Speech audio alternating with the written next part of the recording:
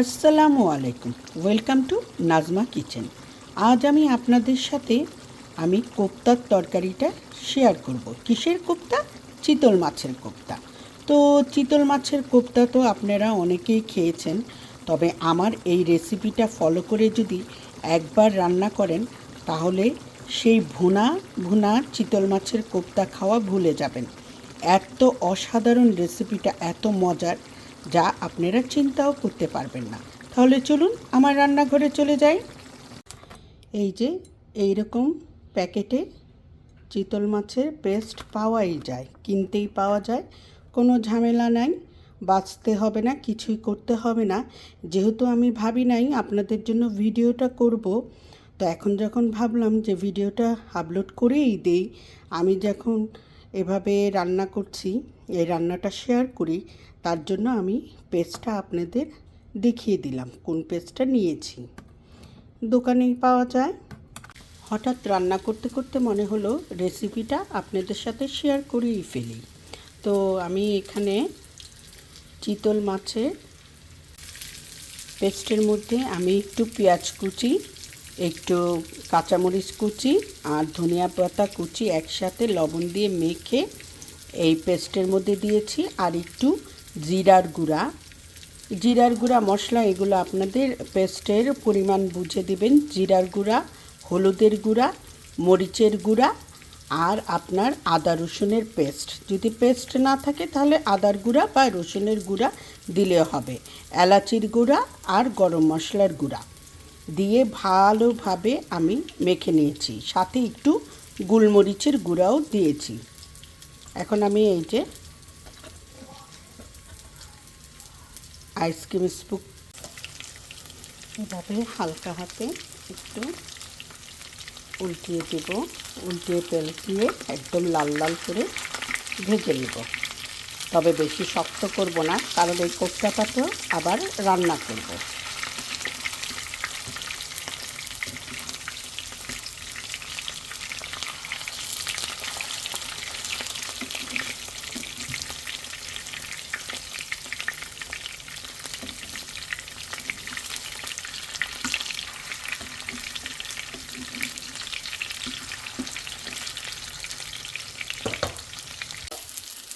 এই যে এভাবে ভেজে নিয়েছি, এখন চুলাটা অফ করে দিব।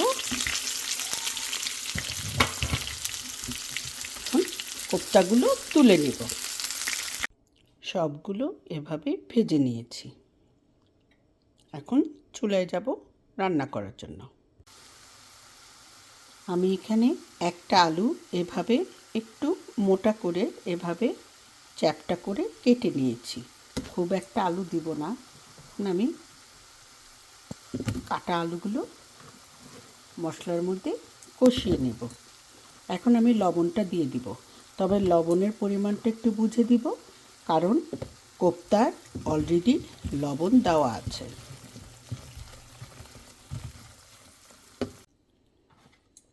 এর মধ্যে একটু তেলটা গরম করে পেঁয়াজ কুচি দিয়ে দিয়েছি।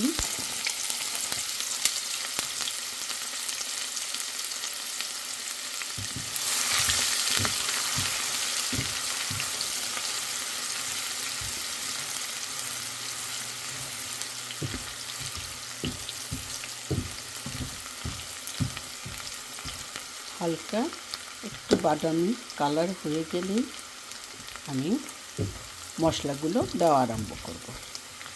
খুবই কম মশলা দিয়ে রান্না করব, খেতে খুবই মজা হয়।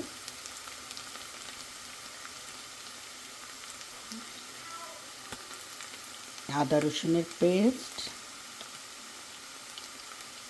চাইলে আপনারা রসুন কুচিও দিতে পারেন। ধনিয়ার গুঁড়া,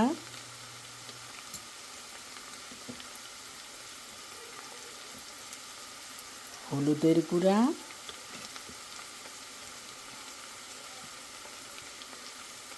মরিচের গুঁড়া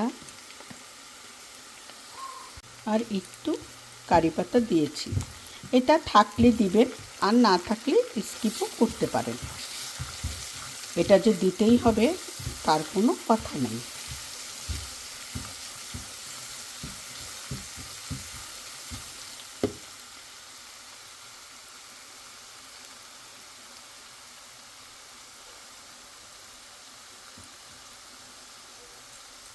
সামান্য একটু পানি দিয়ে কষিয়ে নেব।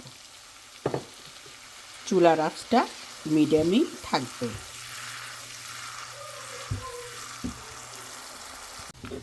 কষানো হয়ে গেছে।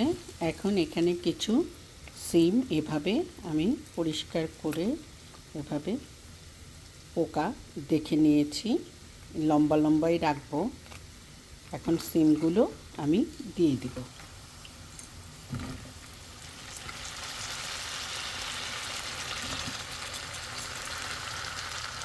এখন আমি লবণ দিয়ে দিব।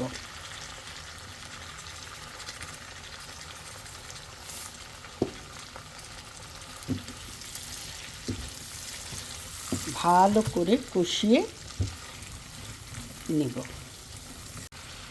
এখন আমি সামান্য জিরার গুঁড়া দিয়ে দিব। আর এখন পানি দিয়ে সিমটাকে একটু বললাম সিদ্ধ করে নেব।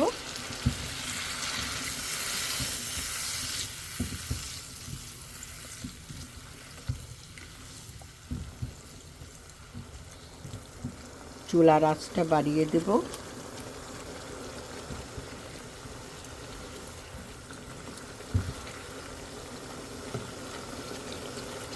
এই পর্যায়ে একটু লবণ দেখে নেব।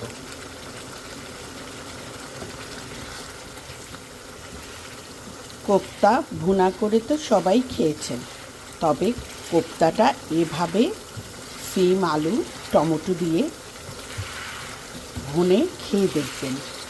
কী যে অসাধারণ মজা লাগে, যা আপনাদের বলে বোঝাতে পারবো না। তার জন্য আপনাদের রান্না করে খেতে হবে, তাহলেই বুঝতে পারবেন এর স্বাদটা।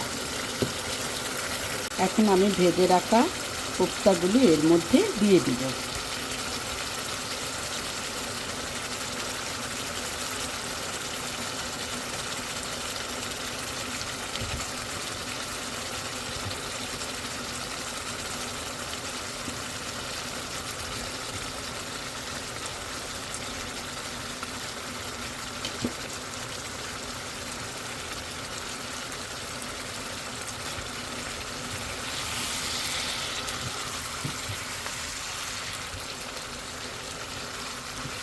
কয়েকটা আনাম কাঁচামরিচ এখন দিয়ে দিব। যারা ঝাল পছন্দ করেন তারা একটু ঝাল দিবেন।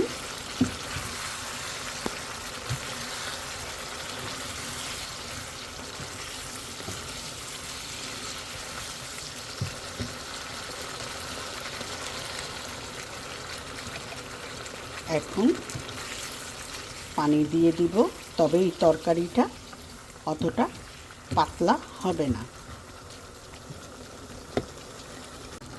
এখন আমি এই আলুর মতো করেই আমি চ্যাপ্টা করে টমেটো কেটেছি। আর কিছু আনাম কাঁচামরিচ দিয়ে দিব। ব্যাস, একটু নেড়ে চেড়ে লবণ আর টমেটোটা একটু সিদ্ধ হলে লবণ চেক করব, ধনিয়া পাতা দিয়ে নামিয়ে ফেলব। এই যে ধনিয়া পাতা দিয়ে নামিয়ে ফেলব।